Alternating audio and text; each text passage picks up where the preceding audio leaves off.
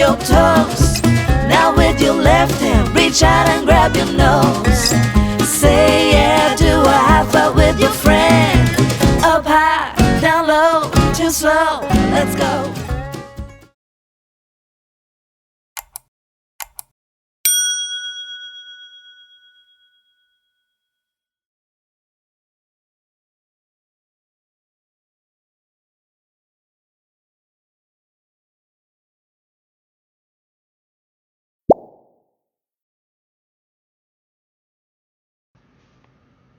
Hey y'all, welcome back to Bake Me Happy. Today we are going to make some chocolate cobbler. So back in the, we started in the late 90s. We started going to Williamsburg and Busch Gardens with the kids when they were little. Loved it, loved going to the taverns for dinner and for lunch. And back in the day, Chownings Tavern, they would hand out their recipe book. And in this one, it's got the Welsh rarebit with beer.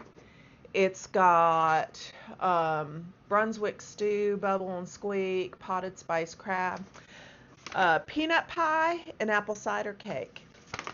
But the best one it has is chocolate cobbler. And I can't tell you how disappointed I was when we went one year and they didn't have chocolate cobbler anymore. So I found this. I have some recipe books from Williamsburg and found this tucked in there, and I was so excited. So today we're going to make chocolate cobbler. Probably going to have it because I think this is to make a huge serving, and I'm just going to make a small serving. So I think I'm just going to have it because instead of, how many eggs was it? 10 eggs. I'm going to use 5. And see how this works. But it's kind of a custardy, chocolate. Oh gosh, it's just so, I can't even describe how good it is. So, yep, that's what we're going to make. So like, share, subscribe, enjoy the video, and let's get to it.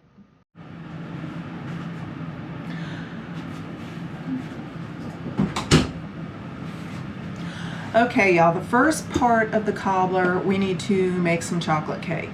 And unfortunately, I don't have any extras in the freezer, so I'm going to have to make one. And I didn't have any chocolate cake mix, and I'm just going to use a box cake for that because we just need the crumbs. So I'm using this yellow butter cake mix that I had in the cabinet. And all I did was I added 6 tablespoons of cocoa powder and 2 extra tablespoons of water to what water it calls for, so that it wouldn't be dry since I'm adding extra. You can also take some of the extra dry ingredients out if you want. So it was, and then I'm going to add the eggs. And then I'm going to take this over to the KitchenAid and mix this up. So I mixed this for a couple minutes and we've got chocolate cake.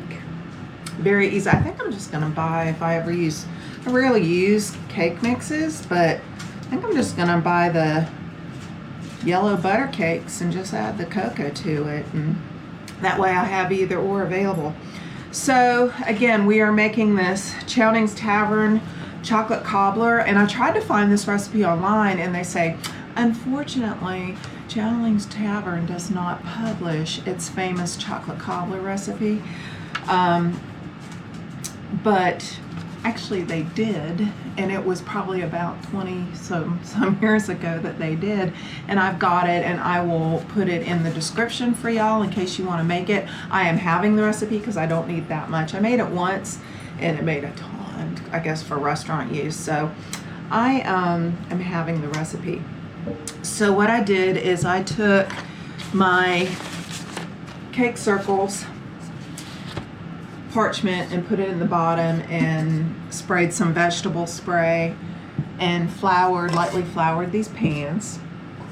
I used to use that Bake Easy flour spray, and it used to work really good, and then lately I try to use it and it just gets all clogged up and it won't come out, or it comes out all, you know, and it doesn't really spray floury mess. It's just all gloopy.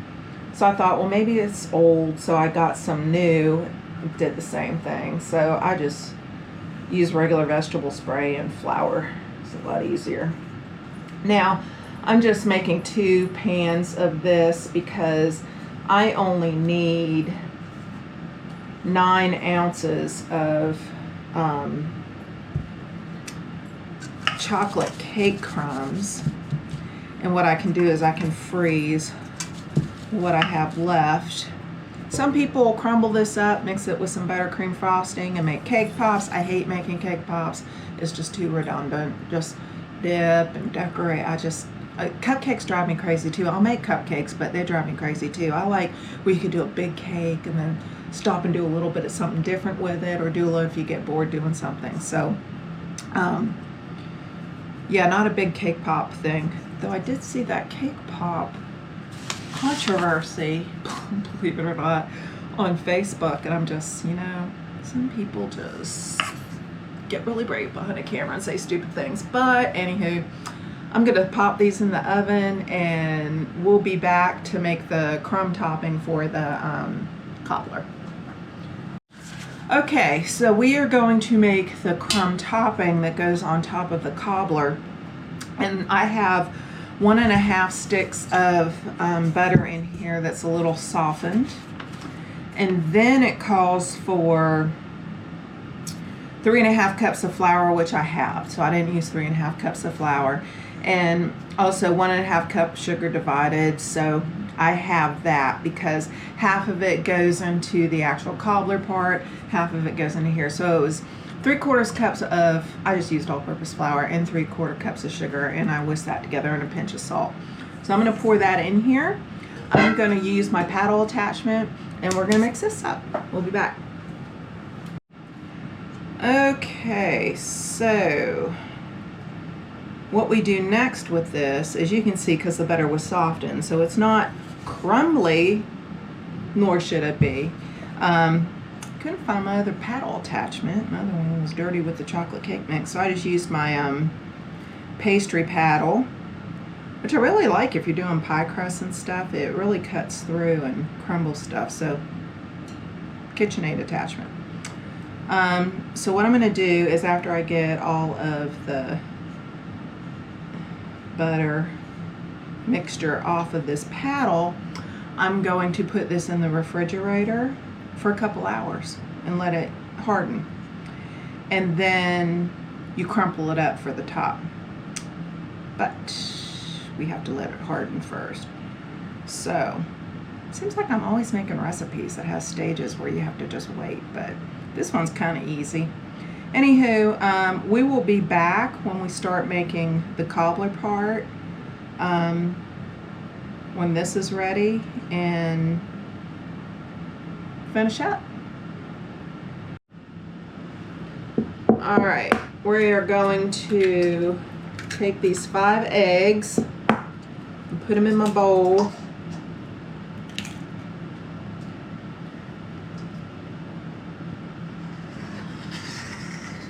little bit of shell in there.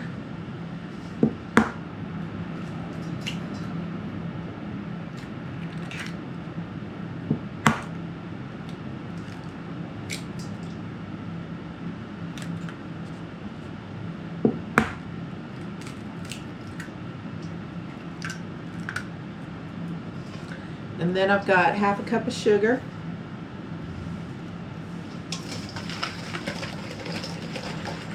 And I'm just going to mix this until the sugar's dissolved. Guess I could do this in my KitchenAid with my KitchenAid with my whisk attachment, but I'm just going to do it by hand.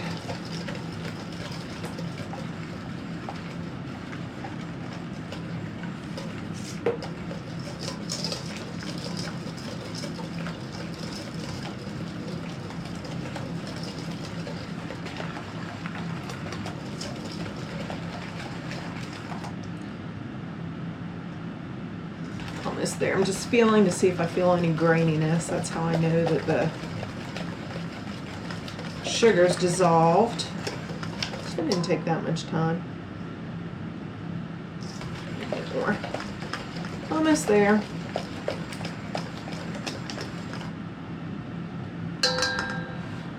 All right, and then we're going to add the milk.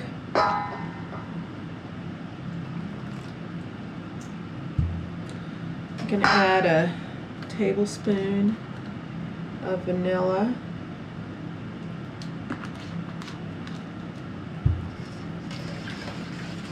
Mix that up.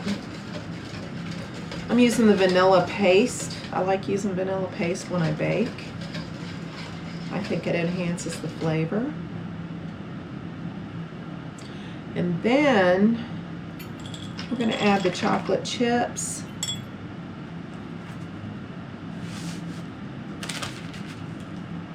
And the cake.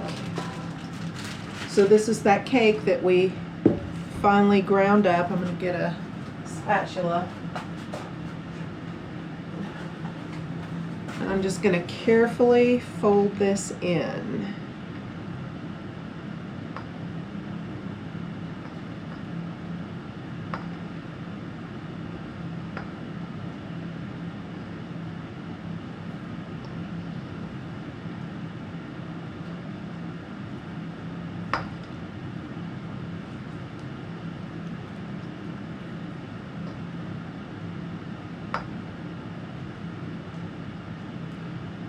Carefully, not breaking up the crumbs. I've preheated my oven to 350. Okay. Now I'm going to get my container.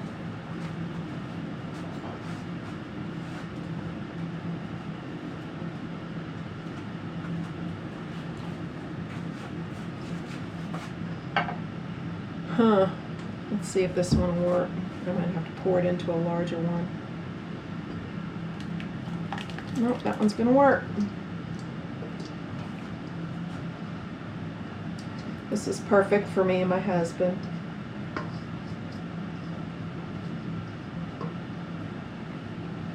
And then I'm gonna pop this into the oven for an hour at 350 until it's set. All right, y'all, this has been in the refrigerator for a couple hours. So I made this, made the chocolate cake while the chocolate cake cooled, and then I was able to grind it into the fine pieces. And then I made the cobbler and put it in the oven. So now I'm gonna take this and just take a couple of knives and just break it up into chunks, you know, little chunks, so that I can sprinkle this on top of the cobbler. So when it's done and set, hopefully in an hour, then I'm gonna take this mixture and I'm going to sprinkle it on top of the cobbler, and then I'm gonna put it back in the oven at 400 for 15 minutes or until it gets golden brown. And then our cobbler will be done and we can try it. So I'm just cutting this into pieces like that. I'm gonna take a scraper.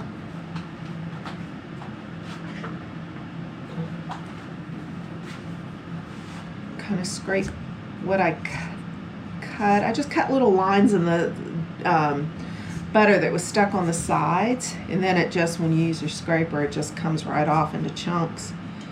And then we'll take these and we'll sprinkle them on top of the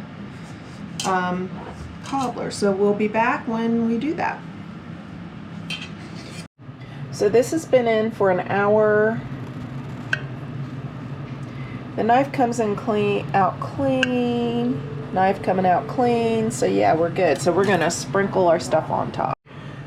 So I am going to increase the oven temp to 400.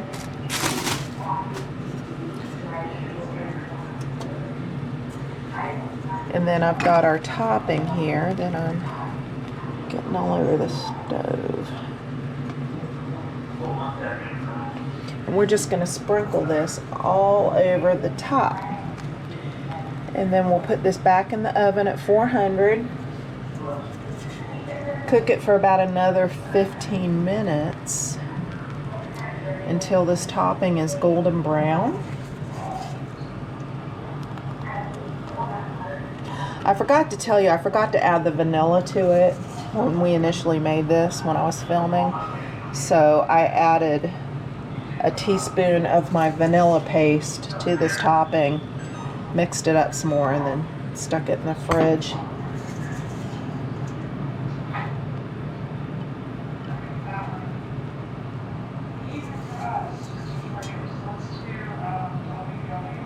I don't know why I was thinking this made really huge. I think when I made this before, maybe I doubled it and made a lot. I don't know, but this is perfect for 2 people.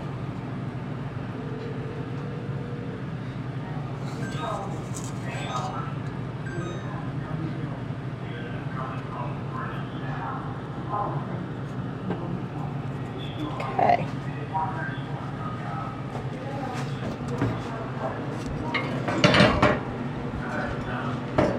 Put this in at 400, 15 minutes.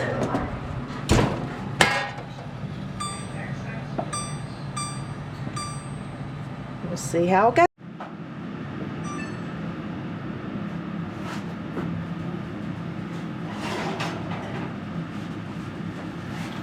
Okay, here it is.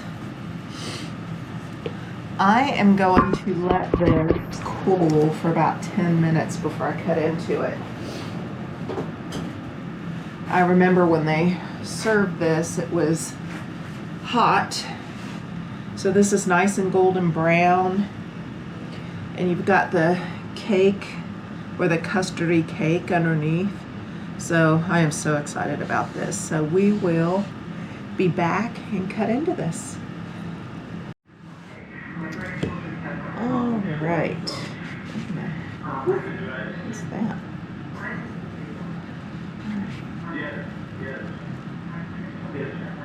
Oh, look at that, y'all.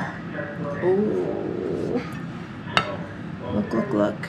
Yummy. Just how I remember. Mm-mm.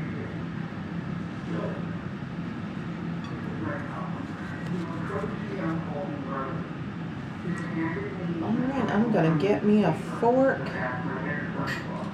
and I am going to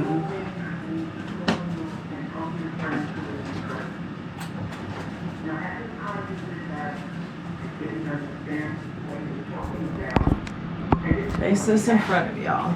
So, alright, this is going to be hot. It smells so good.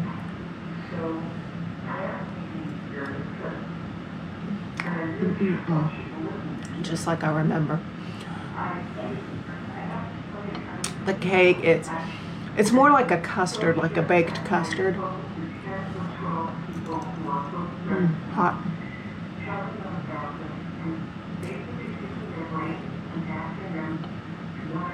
And the crumb topping on top is buttery. Y'all, this is so good. So good. Y'all need to make this.